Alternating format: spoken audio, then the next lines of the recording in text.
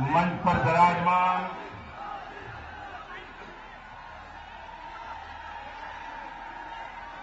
जनप्रिय नेता और गरीबों के कल्याण के लिए जी जान से जुटे हुए यहां के मुख्यमंत्री श्रीमान शिवराज सिंह जी, यहां के कृषि मंत्री श्री गौरीशंकर जी, इस लोकसभा के चुनाव में भारतीय जनता पार्टी के उम्मीदवार श्रीमान बोध सिंह जी भगत, श्री उदय सिंह जी, श्री वेद सिंह जी, श्री रमेश रंगलानी जी, श्रीमती नीता पढ़ोरिया जी, श्री केडी देशमुख जी, श्री योगेंद्र निर्मल जी, मंच पर विराजमान सभी वरिष्ठ महानुभाव और भारत के भाग्य विधाता मेरे भाइयों और बहनों, मुझे आने में काफी विलंब हुआ, आपको प्रतीक्षा करनी पड़ी और इस चमचमाती धूप में आपको तपस्या करनी पड़ी। आपको जो यह सुविधा हुई है इसके लिए मैं आपकी क्षमा मांगता हूं। यहां के हमारे कार्यकर्ताओं ने इस सभा के लिए जो व्यवस्था की है वो जरा छोटी पड़ गई और बहुत बड़ी मात्रा में लोग बाहर धूप में खड़े हैं। जो धूप में खड़े हैं, तप रहे हैं, मैं उनको भी विश्वास दिलाता हूं कि आपकी ये तपस्या मैं कभी बेकार नहीं जाने दूंगा।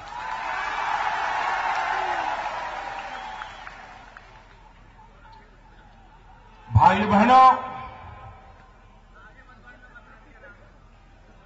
कोई भी देश अगर विकास करना चाहता है तो अपने जो सबसे पिछड़े इलाके होते हैं वहां पर इंफ्रास्ट्रक्चर को प्राथमिकता देता है।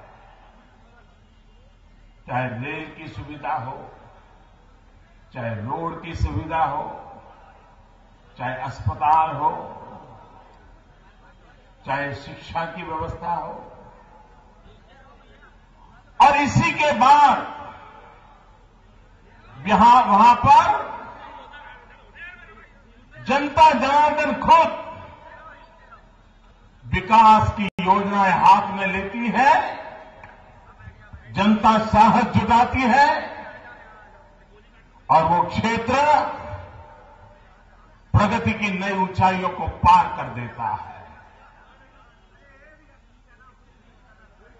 भाइयों बहनों, हिंदुस्तान में आए दिन सिर्फ राजनीतिक विवादों में ही समय बीतता जाता है। देश का दुर्भाग्य है कि हमारे देश की राजनीति में नक्कल हकीकतों के आधार पर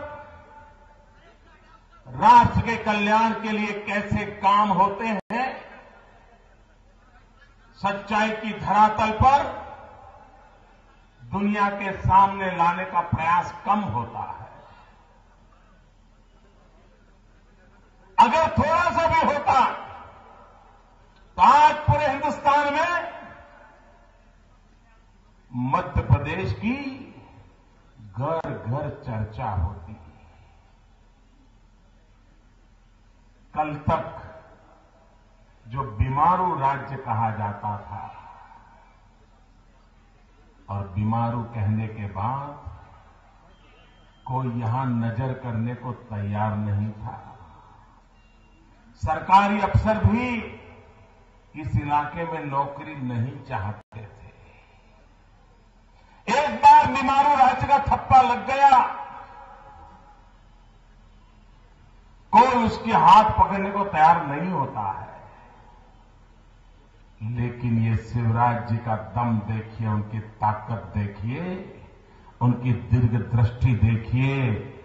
10 साल के भीतर भीतर मध्य प्रदेश को बीमारू से बाहर निकाल दिया। और बाहर कैसे निकला है?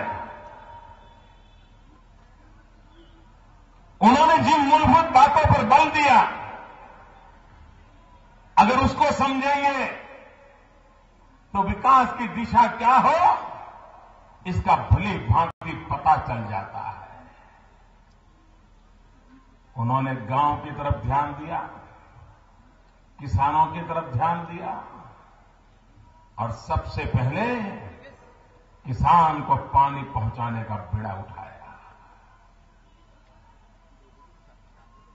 सिंचाई की योजनाएं, इरिगेशन की योजनाओं को प्राथमिकता दी। सरकारी खजाना किसानों की भलाई के लिए लगा दिया।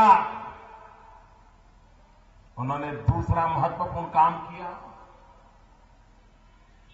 यहां जो रोड थे, 40 साल में जितने रोड्स बने थे उससे डबल काम 10 साल में करके दे दिया। उन्होंने तीसरा ध्यान केंद्रित किया बिजली के ऊपर। 40 साल में जितनी बिजली पैदा हुई थी, इससे 2.5 गुना ज्यादा बिजली उन्होंने 10 साल में पैदा करके इस पूरे मध्य प्रदेश से अंधेरे को हटा दिया। बदलते युग में शिक्षा, स्वास्थ्य, रोजगार, इसको उन्होंने प्राथमिकता दी और आज उसके कारण मध्य प्रदेश बीमारू राज्य से बाहर आ गया। भाइयों बहनों, अकेले शिवराज जी मध्य प्रदेश का इतना भला कर सकते हैं, अगर मोदी उनके साथ जुड़ जाए तो कितना तेजी से हो सकता है, इसका अंदाज है। अभी तो दिल्ली में जो बैठी हुई सरकार है वो ब्रेक लगाने में माहिर है, रोड अटकाने में माहिर है। और भाइयों बहनों, मैंने पहली बार दिल्ली में ऐसी सरकार देखी है जो कागज पे अस्पताल बनाती है, जो कागज पे डॉक्टर तैयार करती है, वो कागज पे मरीज ठीक करती है। आपने सुना है भाई ऐसा कोई तांत्रिक आपने सुना है? अरे दिल्ली सरकार में ऐसे तांत्रिक बैठे हैं जो आपके मध्य प्रदेश से गए हैं। और मुझे अभी शिवराज जी बता रहे थे, न सरकार से बातचीत, न जमीन का फैसला, न पैसों का प्रबंध, चुनाव जीतने के लिए कागज पे अस्पताल बना दिया और आकर के शिलान्यास किया, नागरिक सम्मान कर दिया। भाइयों बहनों, ये जनता जनार्दन की आंख में धूल झोंकने वाले लोग हैं। अब कांग्रेस को यह भी पता चल गया है कि अब जनता इतनी जाग गई है कि धूल झोंकने से बात बनने वाली नहीं है। इसलिए कांग्रेस ने पार्लियामेंट में ही आंख में मिर्ची झोंकने का प्रयोग चालू कर दिया है। अब हम मिर्ची झोंकना शुरू किए हैं। भाइयों बहनों, मैं देश के पॉलिटिकल पंडितों से आह्वान करता हूं, देश के अर्थशास्त्रियों से आह्वान करता हूं कि देश के सामने राजनीतिक दलों को किसी न किसी रूप में सरकार चलाने का अवसर मिला है। सबसे लंबे समय तक कांग्रेस को शासन करते लोगों ने देखा है। कुछ राज्यों में कम्युनिस्टों को सरकार लोगों ने देखी है। कुछ राज्यों में प्रादेशिक पक्षों की सरकार देखी है और कुछ राज्यों में भारतीय जनता पार्टी की सरकार भी देखी है। आप 20, 25, 50 पैरामीटर उठा लीजिए और किस सरकार ने किस समय में क्या काम किया उसका लेखा जोखा लगा लीजिए। मैं दावे से कहता हूं भाइयों बहनों, चाहे कम्युनिस्टों की सरकारें हो, चाहे कांग्रेस की सरकारें हो, चाहे प्रादेशिक पक्षों की सरकारें हो, भारतीय जनता पार्टी का कार्यकाल स्वर्णिम कार्यकाल के रूप में सिद्ध होगा, ये मैं दावे से कहने को तैयार हूं। और अगर ये न होता, हम विकास के प्रति प्रतिबद्ध न होते, तो शिवराज जी को तीसरी बार इतना प्रेम क्यों करते आप? गुजरात हो, छत्तीसगढ़ हो, राजस्थान हो, मध्य प्रदेश हो, गोवा हो, बार बार भारतीय जनता पार्टी के लोग पसंद कर रहे हैं, क्योंकि देश की जनता की आशा आज सिर्फ भारतीय जनता पार्टी। लोगों को विकास चाहिए, अपनी समस्याओं का समाधान चाहिए। और भाइयों बहनों, भारतीय जनता पार्टी जिसका एक ही मंत्र है, सबका साथ, सबका विकास। मुझे अभी गौरीशंकर जी बता रहे थे कि मोदी जी, हमारे शिवनी में रेडियो स्टेशन भी नहीं है। ऐसा ही है? मैं हैरान हो गया। ये छिंदवाड़ा में नवाब बैठे हैं,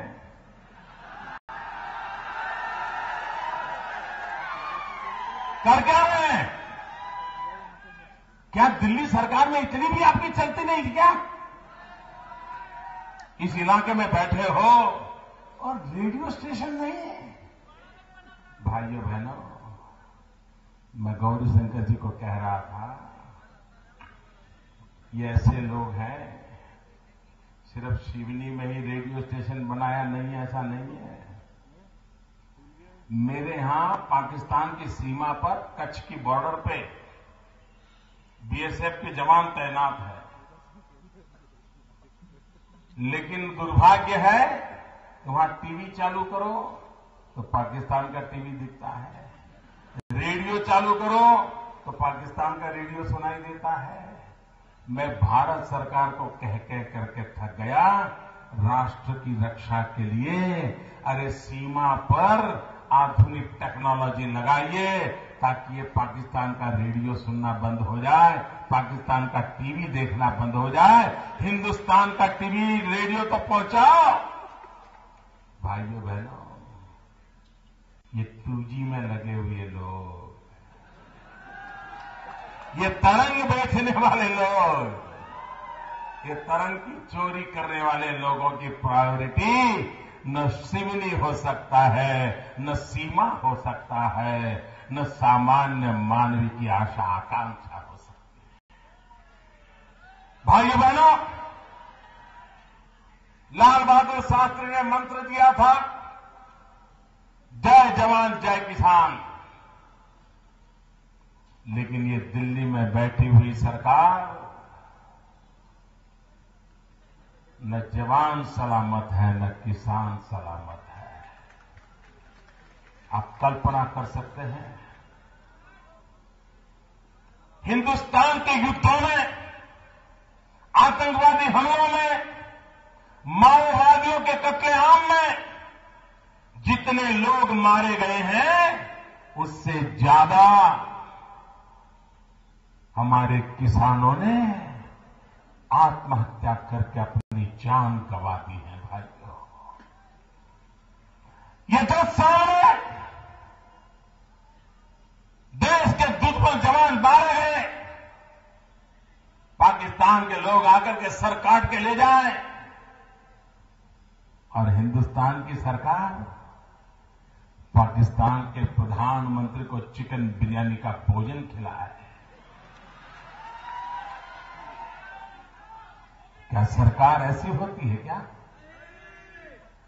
भाई बहनों, हिंदुस्तान के सेना के जवान का सर काटने के बाद पाकिस्तान के प्रधानमंत्री की हिंदुस्तान की धरती पर आने की इच्छा होना, यही अपने आप में भारत का अपमान है। और इसलिए भाइयों बहनों, जो लाल बहादुर शास्त्री जी ने जय जवान जय किसान का मंत्र दिया था, पिछले 10 साल का कारोबार देख करके लगता है अब कांग्रेस का एक ही नारा है। लाल बहादुर शास्त्री कहते थे जय जवान जय किसान, वर्तमान कांग्रेस की सरकार कहती है मर जवान मर किसान। भाइयों बहनों, अगर इस देश का किसान जो अन्न पैदा करता है वो खुद का पेट भरने के लिए ही अन्न पैदा नहीं करता है, वो किसान गरीब का पेट भर जाए इसलिए पसीना बहाता है, कोई भूखा सो न जाए इसलिए किसान रात दिन मेहनत करता है, अनाज पैदा करता है। लेकिन जब वो अनाज सड़ता होगा, जब वो अनाज चूहे खाते होंगे, जब वो अनाज बारिश में भीगता होगा, तब उस मेहनत करने वाले किसान को कितनी पीड़ा होती होगी। भाइयों बहनों, दिल्ली में ऐसी सरकार बैठी है जिसको किसान के पसीने की भी कोई इज्जत नहीं है। और भारत की सुप्रीम कोर्ट ने कहा कि आप ये अनाज गरीबों को बांट दो। भाइयों बहनों, कांग्रेस पार्टी ने, दिल्ली की सरकार ने वो अनाज गरीबों को बांटने से मना कर दिया। आए दिन चुनाव के समय गरीब गरीब गरीब गरीब का नारा लगाने वाले लोग, 2 दिन पहले उन्होंने अपना एक धोखा पत्र जाहिर किया। वो घोषणा पत्र नहीं है, धोखा पत्र है। उस धोखा पत्र में भी गरीबों के गीत गाए गए। लेकिन जब सुप्रीम कोर्ट ने कहा कि गरीबों का अनाज बांट दो, उन्होंने मना कर दिया। और फिर उस अनाज का क्या किया? मेरे किसान भाइयों, देश भर के मेरे किसान भाइयों, आपको सुनकर के इतनी पीड़ा होगी जिसकी आपने कल्पना नहीं की होगी। क्या किया?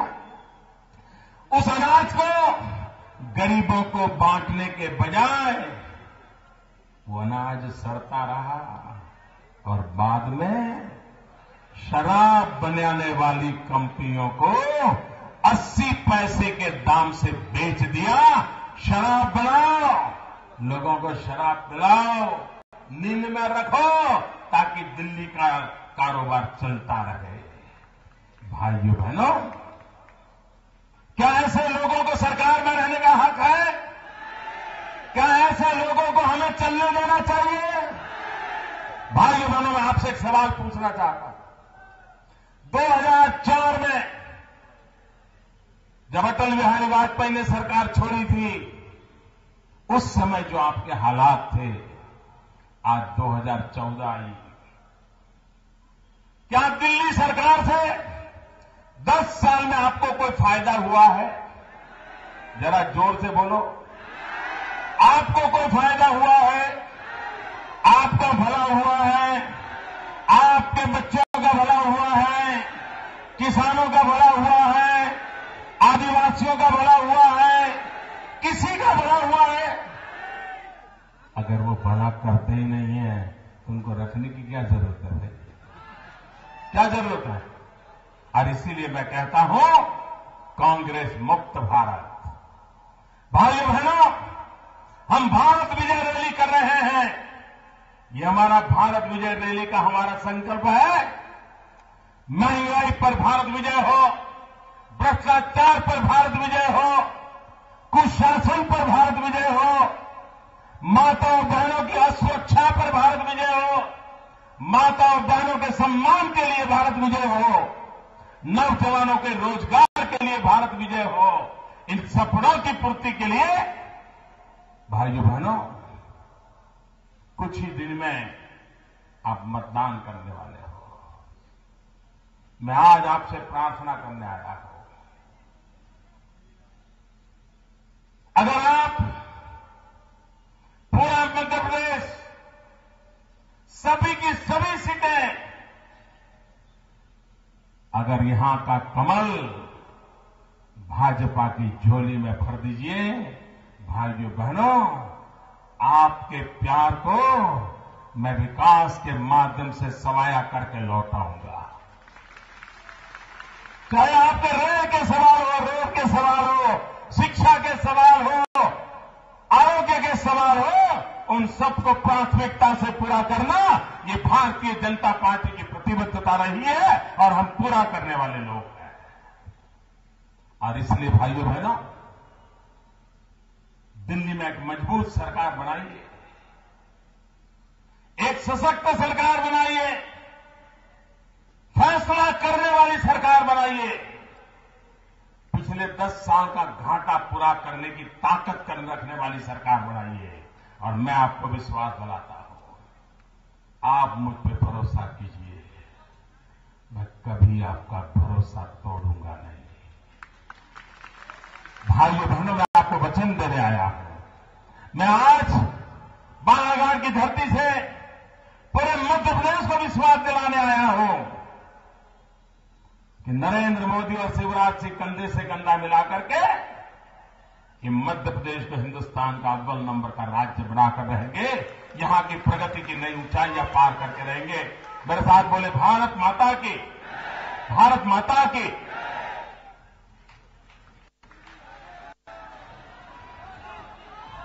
इसके पश्चात आभार व्यक्त करने के लिए मैं सम्मानीय उदय सिंह जी नागपुरे, जिलाध्यक्ष भाजपा को आमंत्रित करती हूं। देश के भावी प्रधानमंत्री नरेंद्र मोदी जी, मध्य प्रदेश शासन के लोकप्रिय मुख्यमंत्री आदरणीय शिवराज सिंह चौहान जी और सभी यहां पर उपस्थित सज्जनगण, हम सब सौभाग्यशाली हैं कि आज माननीय मोदी जी ने बालाघाट की इस पावन धरा पर आकर के हम सबसे जो आह्वान किया है, आज हम यहां सब संकल्प लेके जाएंगे कि हमारे लोकसभा